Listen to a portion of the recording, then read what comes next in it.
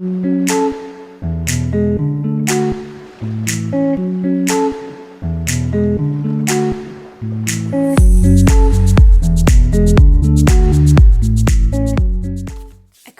this is your October 2024 soul story. If you have a sun, rising or moon in the sign, this is your reading.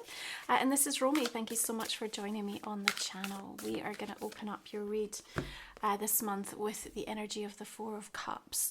I feel like I want to say, sometimes taking a break is how you keep from breaking. And it may be through this month of October, you just want to take some time out. And perhaps that's needed so that you can remind yourself of why it's important, why it matters, why you believe in it, or you're passionate about it. I think also though, sometimes we walk into the wrong metaphorical room, right? Whether that be a relationship or a job, a place, a community. And there might be this realization that you feel a bit stuck somewhere that you don't think you're supposed to be. And I think October is also delivering this realization that, you know what, I don't need to suffer in silence here. I need to exit early so that I can get back on track or find resonance with something that is much more in alignment with where I feel I'm at in my life right now or the direction that I'm heading. And, we have this new moon eclipse in Libra arriving on the 2nd of the month, and you're asking questions. What am I doing? Where am I going? And what is fate stepping in to tell me? Because undoubtedly around these eclipse seasons, they are changing the trajectories, and our pathways are often being detoured, or things are coming up in surprising or unexpected ways that we need to factor in to kind of what is going on for us, what the plan or the strategy is.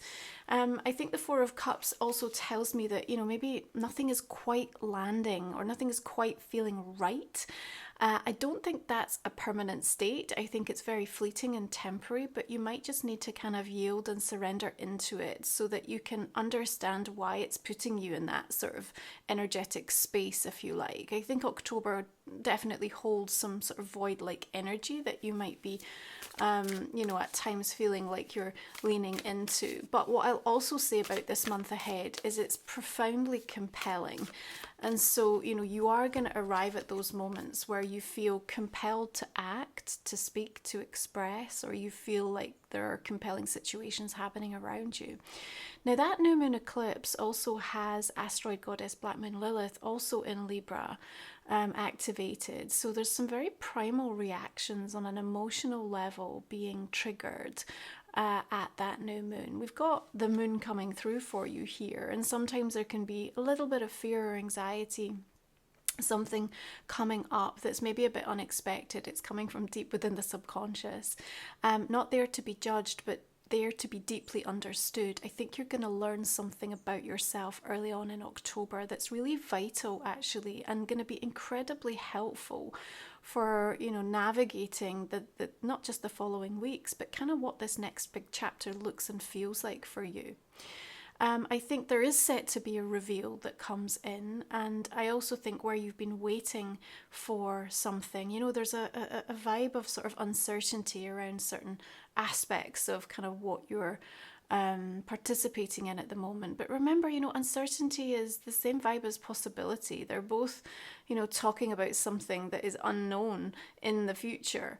And if we can reframe the words that we use and even sort of question how the emotions are surfacing, I think you're going to start to feel a lot more grounded, actually, and a lot more able to find balance, which is also really important, because I think so much of what is coming in a compelling way in the month of October is about resolving what is not in balance, okay? They're showing me here, it's important that before you speak, before you share, before you even sort of try to interpret things through the course of October, just relax your body a little bit more. I think you need to really focus on that so that you can release any tenseness or any anxiousness, so that you're kind of removing yourself out of that fight or flight energy. And maybe that's why that phrase, taking a break before you break, is going to be necessary. Now, two staffs comes in here: plans, strategies, choices, decisions, all coming up early on in October. Now, we have some really nice dates with Venus, actually, where Venus is trining with Saturn on the 4th, with Mars on the 8th and with Neptune on the 15th, I feel like this creates ideal conditions to actually address, how am I going to do this? What is it going to take? What is the next step for me? And how, with perhaps the changes that are coming in from a universal, divinely timed perspective, and now do I need to make an adjustment? So these dates are coming through with a mindfulness of being like, you might just be in a little bit more of a harmonious place, or the energy around you might just be easier to be able to communicate, discuss, or lean into kind of things that are going to help with those plans, choices, and decisions. The figure is holding 2 staffs, and I do feel like you have some supportive people stepping in through the month of October as well, but you do need to ask for the help. So I feel like don't try to do everything alone here. You might be feeling like you've got to try to find this courage over fear, but I think it's courage and fear that kind of helps you move forward. I think you just have to acknowledge and accept that, some of the unknown or the uncertainty about what you're trying to do or what's coming into your world at this moment, means that there's an activation of that moving within you, and that's okay. It doesn't mean that it's going to stop anything from happening, and it doesn't have to limit you either. We've got the Daughter of Swords coming through. Now, Jupiter goes retrograde in fellow air sign Gemini on the 9th, right? So through this cycle, we're processing a lot of how information has offered us opportunities, how the knowledge, the wisdom, what we've been exposed to, what we've read or listened or heard, and just like how a lot of that has enabled our expansion and our growth. But now we just need to just take a breath, take a pause, and just ensure that the direction that we're moving in and the way that we've been expanding is aligned with our highest good, our highest destiny point. I think there's a lot of conversations that you are needing to have between you and you. What do I need right now? Listening into the body, and particularly where you're addressing boundaries within yourself, the promises that you've made or that you're continuing to implement, and what it's going to take to keep committing and devoting yourself to those. I also feel like you have an important conversation or news or information that seems to arrive in and around that period of time. And I think there's something there that offers like a real silver lining. So perhaps something that felt like it was a no-go, or it wasn't going to be possible, or you felt a bit despondent or uncertain about what the future was with regards to this, feels like it has maybe a U-turn, maybe not quite as dramatic as a U-turn, but certainly something that is enabling you to come back to the table and reconsider or reevaluate something, okay? The 11th sees Pluto stationing direct in Capricorn, okay? We are moving towards this time where we're going to say goodbye to this transit. We are drawing a line. Powerful transformation. It's about how are you actually taking the wisdom and using it in your life. What has changed? What are you changing? What adjustments are you making? Your Queen of Cups is really open, and her hands are open to receive, what is being received by the moon, like what the moon is revealing. So I think, again, something very important about what comes up for you, particularly from the deeper subconscious, to be understood and listened to. It's fine to take counsel from others, but what you really need right now is to be strengthening the trust in your own intuition, because your path is so unique. You're not doing it the same way as other people. You can't follow in the footsteps of anybody. And time is on absolute warp speed at the moment. So it can feel incredibly overwhelming to try and keep up, particularly if you feel like you're being redirected, or there's things coming in that feel like they're going against what you're trusting or what you thought was the right way. So there's a lot to kind of navigate, and I think a little bit of emotional overwhelm is likely through the month of October, but I think it doesn't stop you in your tracks. Far from it. What it does is it really promotes a kind of cathartic emotional release for you, and it's a reminder, I think, that your purpose, whether you're firmly on that path or still soul searching for it, is absolutely not tied to your productivity. So the other thing that Queen of Cups in her release pose is showing me is just let go of the urgency. it feels like, you know, there's something that you are on a frequency for that just is pushing and pushing and pushing, and it's just like, just get off that train. Like, it's not necessary. Like, you're not gonna miss it. You know, what you are being invited to focus on, or what is birthing through you, or who you're meant to become, or where you're meant to be, like, all of that is just unfolding in the divine order that it's meant. And so the urgency is not helping. I feel like it's putting you more in that fight flight through this month.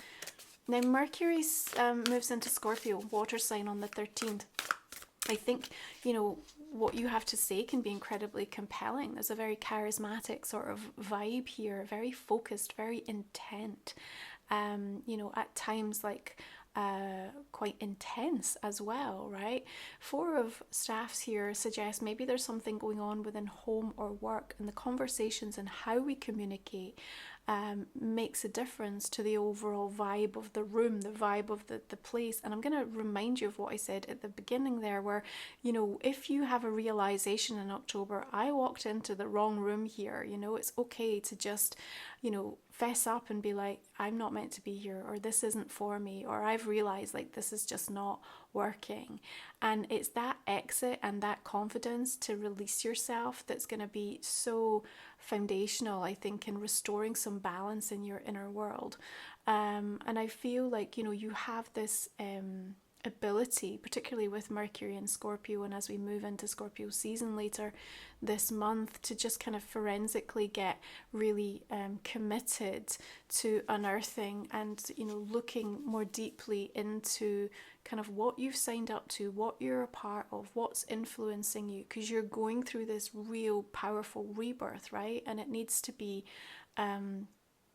more clearly disseminated by you. Like, I think that there's time to sort of break it down in October and be like, what does this really mean for me? You know, we've got a full moon in Aries arriving on the 17th, same day that Venus moves into Sagittarius. Full moon at 24 degrees, and, you know, a lot of fire energy here coming in. It's going to light you up, it's going to inspire you, it's going to get you moving and motivated with regards to something. You might even have some shifts or changes going on around home or work at that time. You know what you need to do. There's a pioneering maverick move that I think you're going to make around that time, or certainly be contemplating, and you'll find the fire to make it happen. You know, sometimes we have to wait till we're in our fire to have the courage and the confidence.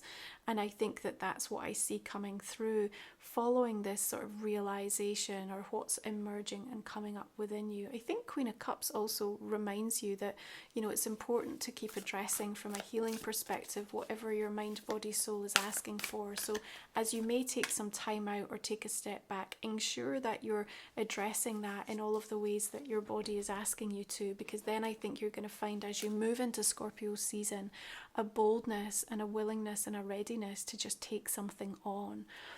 I feel like, you know, we need reminded as Samhain and, you know, Halloween, this veil is at its thinnest through October, which means that, you know, the insights that we receive can be really powerful. You're aligned and attuned to that. Your Queen of Cups is speaking powerfully of it. But at the same time, just to, you know, ensure you're executing like really powerful energetic hygiene, grounding and protecting yourself, so you're not picking up unwanted attachments. It's always very important to say that. Now, you've only got one major standing out here in the reading so far, and that's the moon. So, you know, there's a powerful key here that I think has been given to you to unlock something, but it's not straightforward. It feels like there's a twist. It feels like something that, you know, has yet to show itself. And, you know, that can sometimes bring about a little bit of confusion, but at the same time, it sort of puts all possibilities into your world. So where you may think that something can never happen, I think that you're going to be quite surprised over the next few weeks just how much things can shift and reorder themselves and put you in a place where actually something can happen, and in a way that, you know, perhaps exceeds what you were expecting or anticipating around this time. Remember, October is about compelling events and energy and resolving what isn't in balance, which means many things will need to shift or move, or, you know, really crumble away completely in order for you to invite in and receive and be ready for what that next chapter looks like. You have something that you need to say to somebody. Don't hold back and don't put it on ice for too long. It feels like it's sort of almost preventing or it's distracting. It's like holding so much focus in your mind that, you know, if you continue to just sit with it without taking the action to deal with it, it's slowing everything else down. And I don't really think that that's necessarily beneficial for you when what you can see through October is a tremendous amount of progress with regards to something that's important to you and that really matters. So if you are new to the channel, our last 3 cards we look at in the extended reading, you're going to find the link below. We talk about a personal question and a relationship card for you, as well as going deeper into this reading. Just going to clarify with the cards and see the direction we're going to be taking this. Now, I have just released for pre-order my brand new Life Soul Vision journal. This is completing the trilogy of my Oracle deck and my book. So you can find the links over on my website, romywiser.com. It's going to be here in November.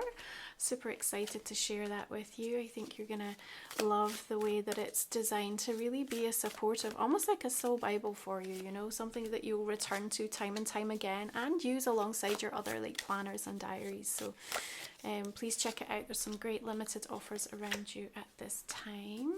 Okay, what do we have here? 4 of Staffs, 9 of Pentacles. Now, I don't do reversals, so it's interesting that came through right over the moon. Yeah, I'll explore that in the extended.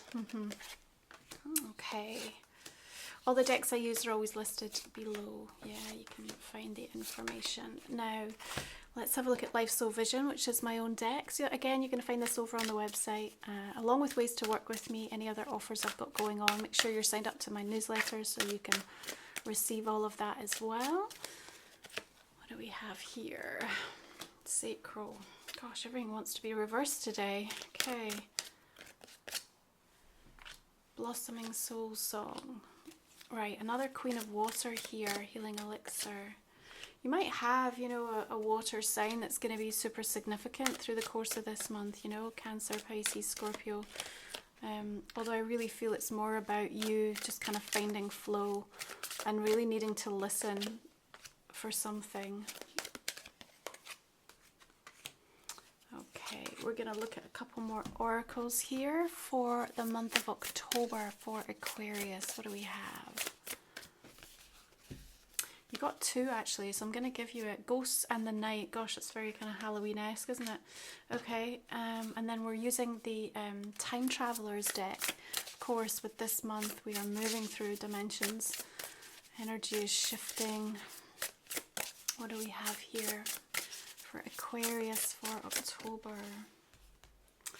You have Atlantis, beautiful, transcending. Oh, I love that. Okay, first time that card's come out. Okay, I'm going to leave it here. Thank you for being here. Please go check my journal out over on romywiser.com. Please join me for the extended. Can't wait to share more messages about this month ahead.